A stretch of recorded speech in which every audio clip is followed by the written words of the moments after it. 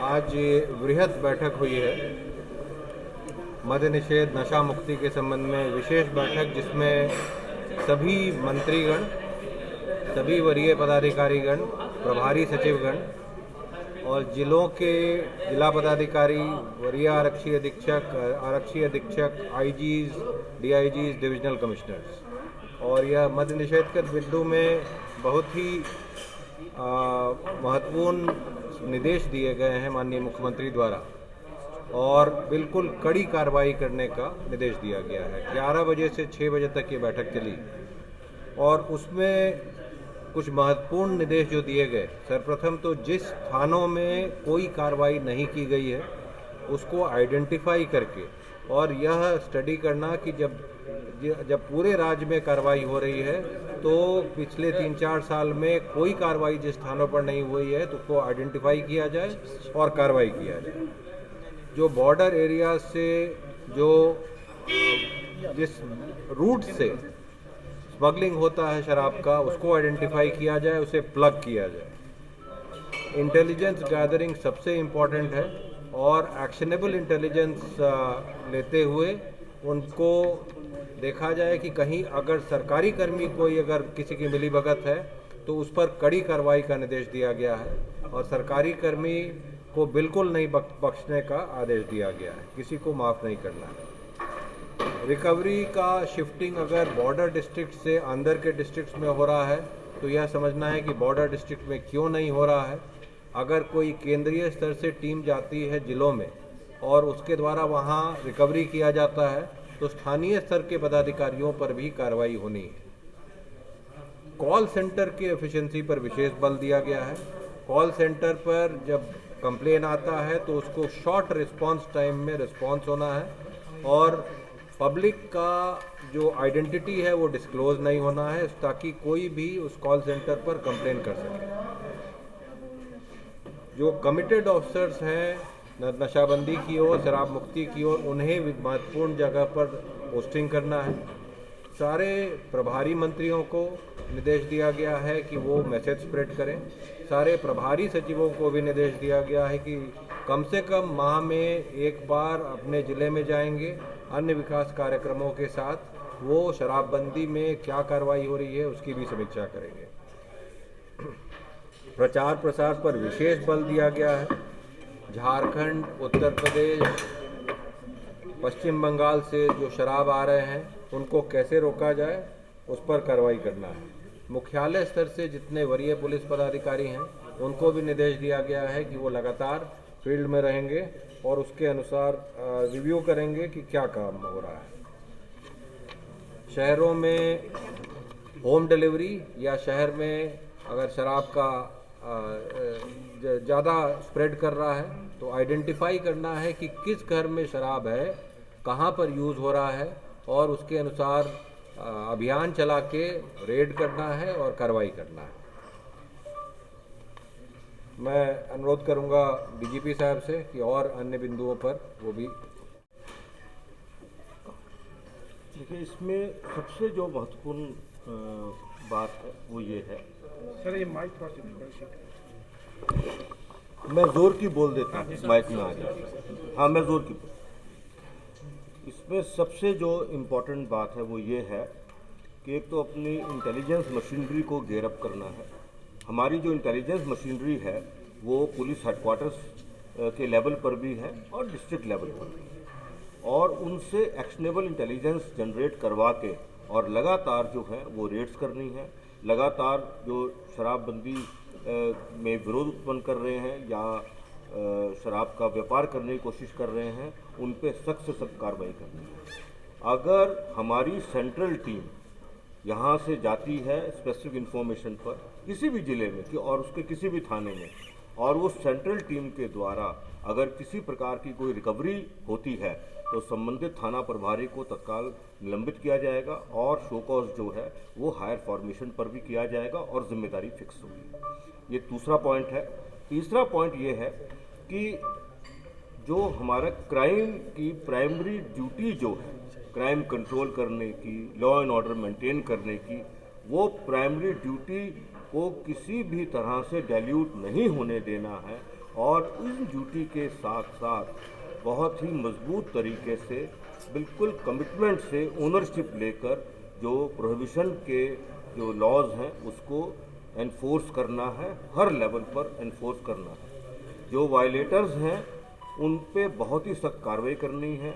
जैसे कि अगर किसी एसएचओ की शिकायत आती है तो 10 वर्ष के लिए उसे जो है वो एसएचओ का पद दोबारा नहीं देने की बात है। और अगर किसी का डायरेक्ट टाइप का कनाइवेंस आ जाता है तो उसकी जो है उसे सीधा डिपार्टमेंटल एक्शन करके उसे डिसमिस करना है। इसके अतिरिक्त मुख्यालय लेवल पर हर ऑल्टरनेट डे पर DGP, ACS home, excise commissioner हैं और आईजी प्रोहिबिशन है, उनके स्टाफ हैं, उनको रिव्यू करते रहना है कि जो भी डायरेक्शंस दी जा रही हैं वह डायरेक्शन किस हद तक ज़मीन पे उतर रही हैं और इंश्योर करना है कि जो भी डायरेक्शन दी जा रही हैं वो हर हालत में ज़मीन पर उतरे।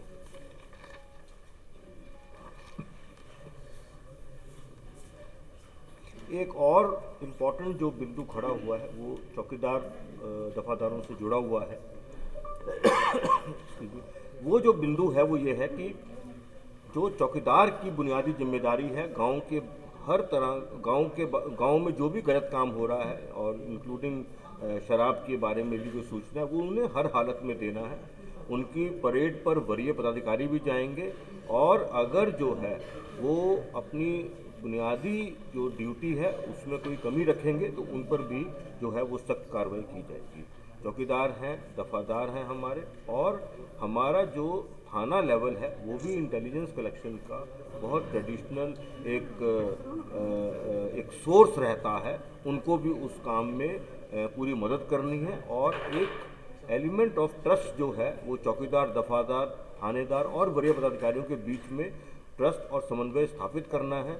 पब्लिक को अपने साथ रोपिन कर लेना है ताकि जिस प्रकार का सूचना, जैसे ही कोई सूचना मिले उसमें उनका नाम पूरा गुप्त रखते हुए और मजबूत से मजबूत कार्रवाई की जा सके। यही अभी बुनियादी बातें हैं जो इन पर जो डायरेक्शंस हैं वो दिए गए हैं। इनका इम्प्लीमेंटेशन बिल्कुल सीरियसनेस से और इसके वायलेटर्स पे बहुत सख्त कार्रवाई करने की जो निर्णय हैं वह हुए हैं। निर्णय ये पहले भी थे, इनका इम्प्लीमेंटेशन पहले भी हुआ है। अब इन निर्णयों पर और सख्ती से इम्प्लीमेंटेशन करने की बात है। सिंगल सर जो है उनको बिल्कुल कानून की स्पिरिट के आधार पर और उसके इंटेंशन के आधार पर इम्प्लीमेंट किया जा सकता है। सर आपने कहा कि इसे माना गया है कि निचले जिम्मेवार ठहराया जाएगा। इनके ऊपर के अफसरों को क्या किस तरह की जिम्मेवारी, इनके खिलाफ कोई एक्शन लिया जाएगा? मैंने अभी क्लियर किया, मैं दोबारा क्लियर कर रहा हूँ कि देखिए बुनियादी हर काम करने के तरीके हैं और उसमें जिम्मेदारी का निर्धारण होता है। अब गांव की सूचना सिवाय चौकीदार, दफादार के और कोई नहीं दे सकता है, प्राइमरी उन्हीं को सूचना देनी है। लेकिन साथ साथ मैंने ये कहा कि हमारा इंटेलिजेंस सेटअप भी है, वो फील्ड लेवल पर भी है, हेडक्वार्टर लेवल पर भी है, उन सब की भी जिम्मेदारी है। इसके अलावा मैंने ये भी कहा है कि अगर हम सेंट्रल टीम भेजकर कोई जो है रिकवरी करते हैं तो थाना प्रभारी पे तो कार्रवाई होगी ही, उसके अलावा वरीय फॉर्मेशन पर भी जवाबदेही, जिम्मेदारी फिक्स की जाएगी।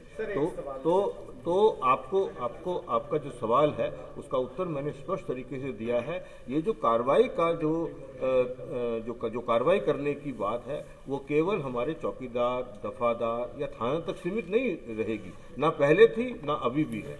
और जो सिचुएशन के हिसाब से जो हायर फॉर्मेशन है उस पर भी जवाबदेही फिक्स की। क्या नीचे स्तर पर जो पुलिस वाले हैं उनकी लापरवाही के कारण लगातार को इन्फॉर्मेशन है शराब कहाँ बिक रही है सबको पता है, इवन मुझे भी पता है पटना में कहाँ शराब बिक रही है, कैसे बिक रही है, तो मैं क्या बताऊँ इसके बारे में। देखिए जो डेटा हमारे पास अलग से है, हमने होम डिलीवरी पे जो कार्रवाई करने की बात है वो हमने अलग से की है, तो वो पहले मैं थोड़ा सा बता देता हूँ आपको, उसके बाद मैं इसके आगे भी आपको चीज़ जो है वो बताता हूँ। आपका पूरे जो क्वेश्चन है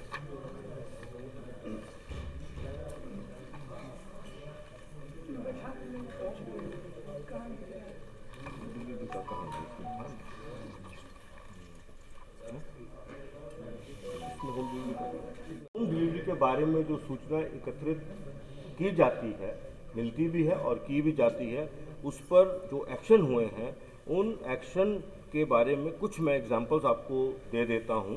जैसे 10/6/21 को Buddha colony police station area में रेड हुआ था और उसमें 3 लोग अरेस्ट हुए, जिसमें 2 पटना के थे और 1 उत्तर प्रदेश का था। इसी प्रकार से दीघा पुलिस स्टेशन में 12/6 को रेड हुई, उसके अंदर भी 5 लोग पकड़े गए जो है होम डिलीवरी में लिप्त थे और उसमें उन सब के पास से 2 लग्जरी कार मिली हैं, मोबाइल मिले हैं और 325 लीटर जो है वो IMFL मिला है। इसी प्रकार शास्त्री नगर थाने में भी 9/7/21 को रेड हुई और उसमें भी रिकवरी हुई है, 1192 लीटर्स की इनोवा वैन मिली है और 1 आदमी जो है वो अरेस्ट हुआ है। ये मैं आपको सिर्फ उदाहरण ये बताने के लिए दे रहा हूँ कि होम डिलीवरी की बात जो है, विशेषकर पटना जिला की बात के परिप्रेक्ष्य में मैं ये कह रहा हूँ कि हम लोग पूरी तरह सजग हैं और समय समय पर बहुत स्ट्रॉन्ग कार्रवाई हुई है और आगे भी हम इसी तरह से सूचना ले करके कार्रवाई करेंगे।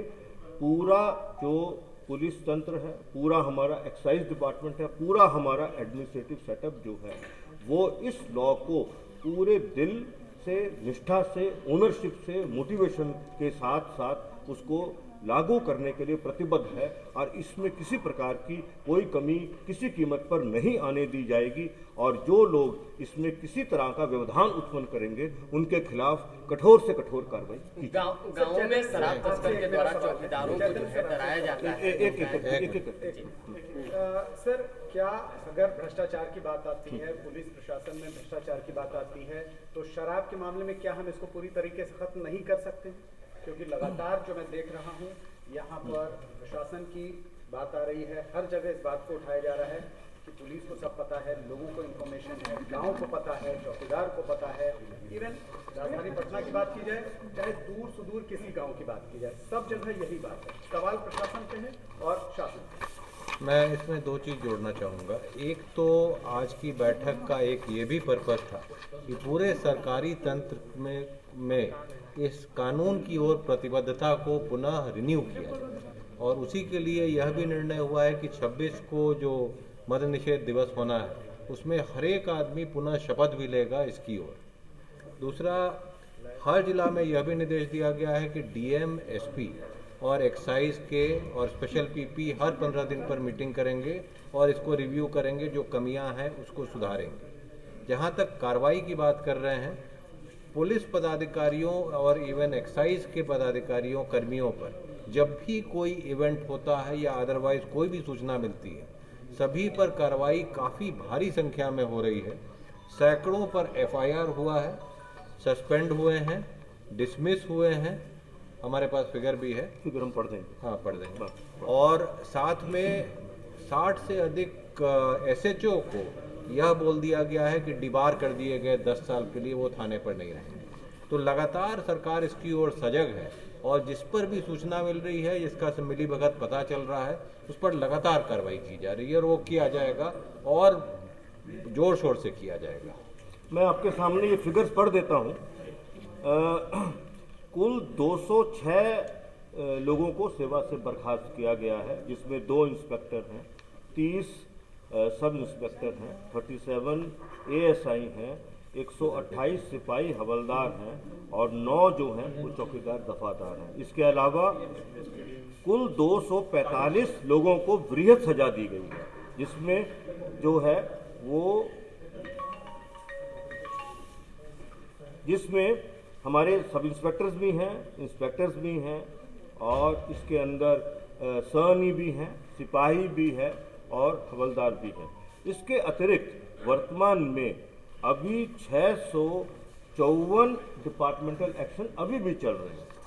इसके अलावा कुल 4 इंस्पेक्टर्स, 46 पुलिस सब इंस्पेक्टर्स, 46 ASI, 168 सिपाही हवलदार, 60 चौकीदार दफादार, इन सबके खिलाफ कुल 324 प्राथमिकी दर्ज की गई और जिनमें से 257 में आरोप पत्र समर्पित कर दिया। तो जब आरोप पत्र चला जाता है तो डिपार्टमेंटल एक्शन में डिसमिसल होता है और इस पूरे आंकड़े से ये बिल्कुल क्लियर है कि कार्रवाई में कोई कमी नहीं है। एक बिंदु और कहना चाहूँगा उदाहरण के साथ, गोपालगंज की जैसे घटना हुई है, उस घटना में कम से कम 3 लोग को जस्ट 15-20 दिन पहले ही जेल भेजा था, वो बेल करा के आए हैं। इनफैक्ट उन 3 लोगों में से एक की मृत्यु भी हो गई।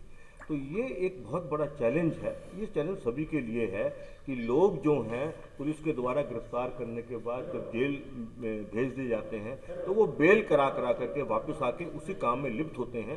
ये एक बहुत बड़ा चैलेंज है। बिल्कुल इसी तरह का केस जो है वो कैमूर जिला में भी देखने को मिला था कि कुछ कैमूर जिला के और 1-2 उत्तर प्रदेश के लोग थे जिनको पुराने केस में घटना होने के 1 महीने से भी कम अवधि में जेल में भेजा था। वो बेल करा के दोबारा आए और दोबारा आने के बाद फिर उन्होंने जो है वो शराब बांटने का काम किया, लेकिन वो जो शराब थी उसमें जो मिथाइल अल्कोहल की क्वांटिटी जो है वो पाई गई, जिसकी वजह से लोगों की मृत्यु हुई।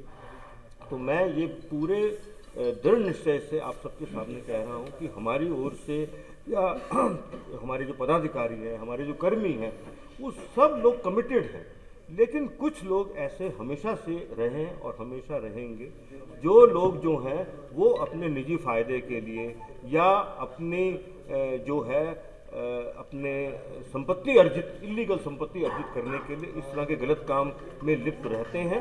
और हम लोग उनकी पहचान करके सख्त से सख्त कार्रवाई आगे भी पहले भी करते रहे हैं और आने वाले समय में और मजबूती से कार्रवाई करेंगे। या तो आपने सिर्फ पुलिस पे कार्रवाई की बात कही, लेकिन और बात है और मैं उसे जोड़ देता हूँ। ये सवाल और है सर कि पटना के आसपास कई सारे स्टिंग ऑपरेशन करके कई सारे चैनल लगातार दिखा रहे हैं स्टिंग ऑपरेशन, जिसमें शराब की बिक्री खुलेआम दिखाई जा रही है। आपका पटुआ है, बस स्टैंड है, बड़ा ये स्टैंड भी उस पर कुछ क्या हो रहा है? जो दुकानें हैं वहाँ नरगदा है आपका, बिल्कुल आसपास से लगा। नहीं, सबसे पहले मैं बता दूं अबाउट इंक्वायरी एंड एक्शन जो लिया गया है सारे कर्मियों पर, उसमें पुलिस पर भी हुआ है, चौकीदार, दफादार, होमगार्ड, सैप, एक्साइज, सब पर, और जो विभागीय कार्रवाई 808 पर हुए हैं। प्राथमिकी कुल मिला के 400 हो चुके हैं, बर्खास्तगी 238, बृहद पनिशमेंट 259 और एसएचओ का जो बोला डिबार करने का 68 हुआ है। तो कार्रवाई सभी विभागों के सभी कर्मियों पर हो रहा है जो इसमें पाया गया है संलिप्त है। और जो आपने बताया इंसिडेंट का या कहीं पता चल रहा है, जहाँ पर इंसिडेंट हो रहा है पता चल रहा है, आपसे भी अनुरोध है अगर जानकारी मिले तो अपना आइडेंटिटी नहीं भी बताना है तो प्रोहिबिशन कॉल सेंटर पर बताया जाए।